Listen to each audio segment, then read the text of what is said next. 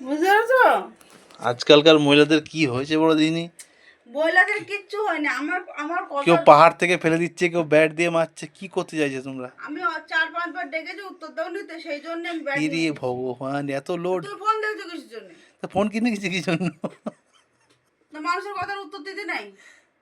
এই দিচ্ছি তো উত্তর। আলতমো করে যাচ্ছ। হ্যালো, পাগলের তুমি ক্যারাটে বেল্ট জিতেছো নাকি কোমরে বেল্ট পরেছো? তোমার সাথে ক্যারাটে করে সেই ক্যারাটের বেল্ট আমি কোমরে জড়িয়ে রেখেছি। ইরে বাবা রে, মুখখানা দেখো।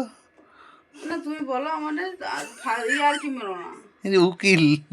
আমার উত্তর দাও। তুমি নিজে 4,000 টাকা দিয়ে তুমি ওই স্ত্রীটা কিনে নিয়ে আসবে। হ্যাঁ, স্ত্রী কে কারো ধরে কিনে নিয়ে এসছে আমি।